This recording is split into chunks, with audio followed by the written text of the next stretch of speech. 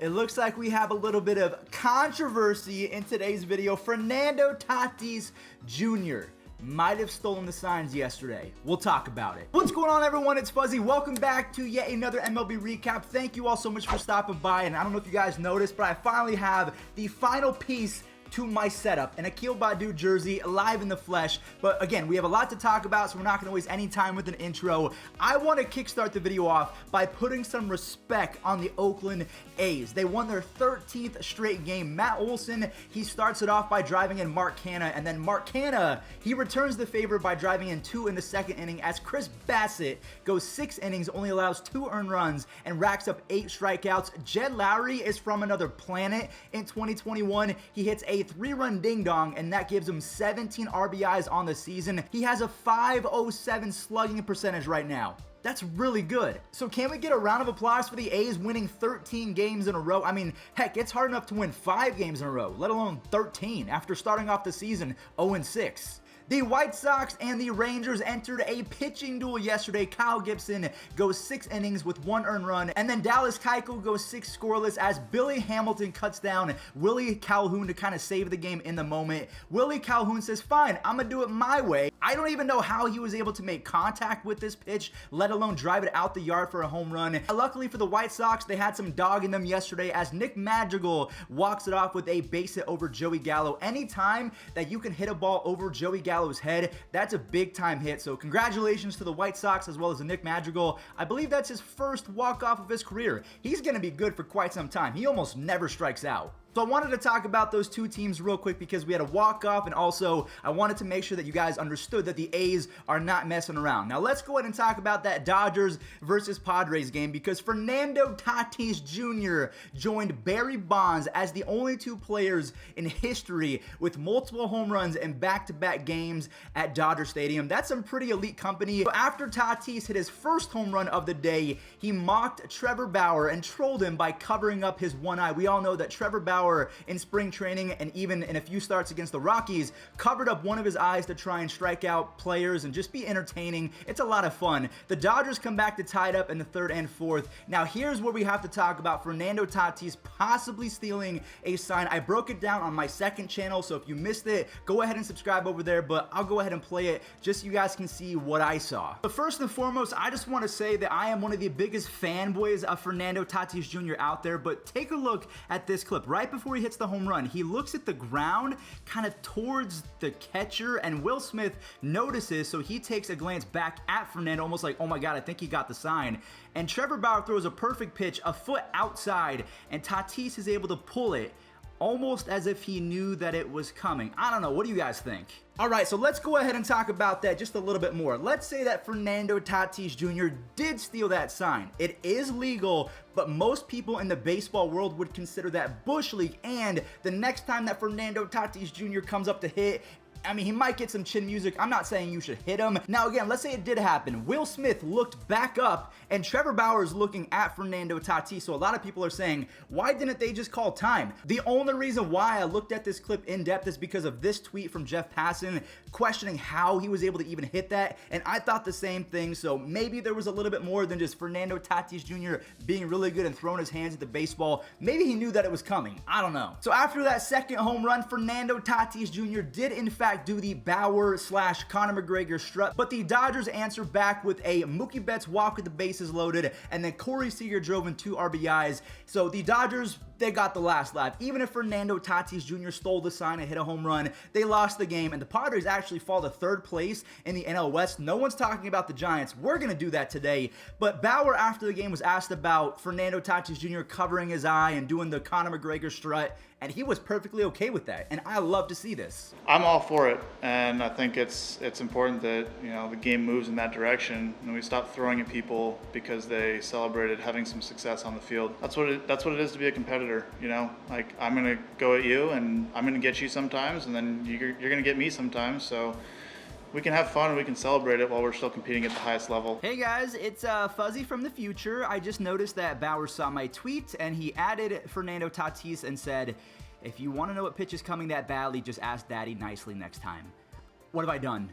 I can't believe that this is happening. Fernando Tatis Jr. has responded. You guys are welcome for the content. He tells Trevor Bauer, "Careful, son," while holding Trevor Bauer like a newborn baby. You are welcome, internet. So there you go. The Dodgers beat the Padres 5-4. Now, one more note I do want to make about that game is poor Yasiel Puig. Puig was doing these sort of things years ago, and he was clowned on just endlessly. Now, I know he got into a few fights and did some things off the field, allegedly. I don't want to get sued for defamation. So allegedly, things happen off the field, so a lot of people just don't like Yasiel Puig as a person. But I do have to admit, he's been doing Fernando Tatis antics and crazy stuff for almost a decade, and everyone made fun of him for it. So I kind of feel bad for the guy. Astros put up 16 runs against the Angels. Angels are playing bad baseball lately. Carlos Correa, Alex Bregman, and the rest of the Astros drive in 16 runs as Bregman racks up 3 RBIs. Yordan Alvarez, he was in a little mini slump. He drives in 4. And Kyle Tucker adds in a home run of his own. Now, shout out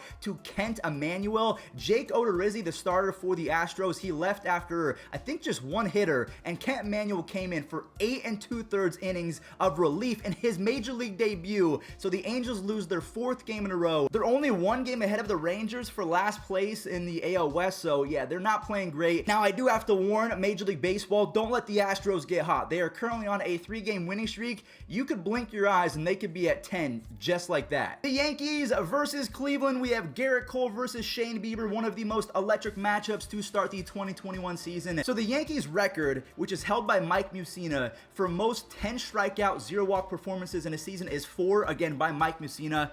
Garrett Cole already has 3 of them, going 7 innings and racks up 11 strikeouts to beat Shane Bieber, because Shane Bieber was roughed up by Aaron Hicks and Rougned Odor. Apparently, Cleveland is just that team that is going to wake up the Yankees as they are going for a sweep today against poor Tristan McKenzie. I don't know if I'm expecting good things. I honestly, as a Cleveland fan, I'm fully expecting a sweep. Matthew Boyd was fantastic yesterday for the Tigers. 8 innings, 1 earned run, but he gives up a few more runs because the defense was awful. You have Brady Singer and Josh Stamont dominating that Tigers offense. Singer goes 7 innings, only allows 1 earned run, and has 8 strikeouts. The Royals will not stop winning. They are still in first place in that AL Central. Now, there's obviously 140 games, 130 games left in the season, so we'll have to wait and see if they can keep it up. Same story for the Mariners. The Mariners beat up the Red Sox 8-2 as Kyle Seager, he hit this ball to no man's land. It's able to drop, and he's been on fire since breaking all of his bats. So if you did not read it, Kyle Seager was in a big time slump. So he decided to take every single bat that he owned,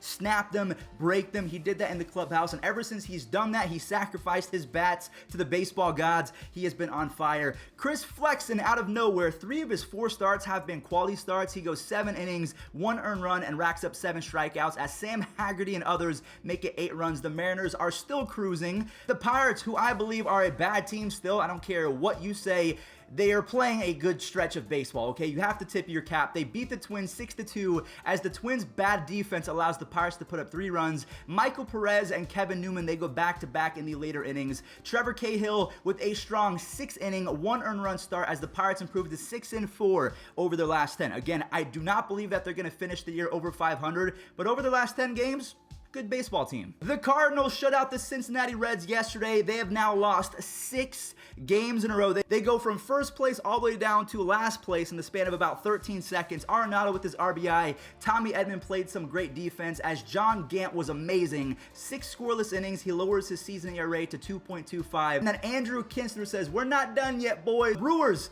this is why you don't hold down Nico Horner. They almost lost single-handedly to this kid as rookie Adbert Alzolay for the Cubs has 7 strikeouts in less than 5 innings. And then the Cubs, their bullpen completely implodes. They give away the W. Josh Hader, he is so good, you are not going to beat him. The Brewers improved to 12-8, and they're 2 games ahead of the Cubs for first place in that division. So look for the Brewers to kind of sneakily run away with that division as the season goes on. Randall Grichuk hit a moonshot. I was thinking, oh no, this is going to be a bad game for the Rays, but Ryan Yarbrough came in and was fantastic in relief. He goes 5 2/3 scoreless innings. Mike Zunino ties it up, and then Kevin Biggio made an unfortunate error, and this allowed the Rays to pull out in front, and they steal a victory from the Blue Jays 5-3.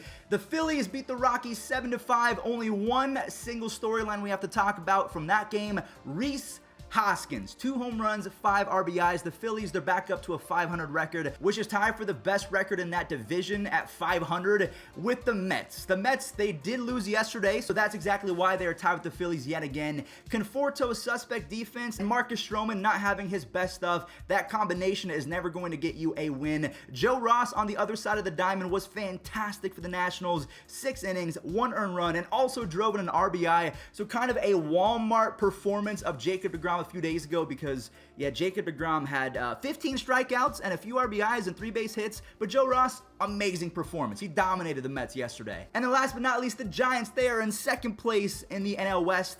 But that's about it from yesterday because they did end up losing to the Miami Marlins. Pablo Lopez only allows 1 earned run, 7 strikeouts, and 6 innings of work, but Kevin Gausman was even better. Unfortunately, though, the Giants bullpen just did not want to close the game for poor Kevin Gausman, who has been one of the better free agent signings of the last few years. 8 innings, 11 strikeouts, only 1 earned run. But again, Jesus Aguilar and that Marlins offense, they refuse to give up. But that does it for today's MLB recap. Thank you all so much for watching. I hope that I saved you guys some time today. We're going to go ahead and end today's video with a Byron Buxton web gem. Only 3 people on planet Earth can make this play. I think Kevin Kiermaier, and then you guys have to let me know in the comment section down below who else in Major League Baseball can make this play. And also, did Fernando Tatis Jr. steal those signs? Let me know.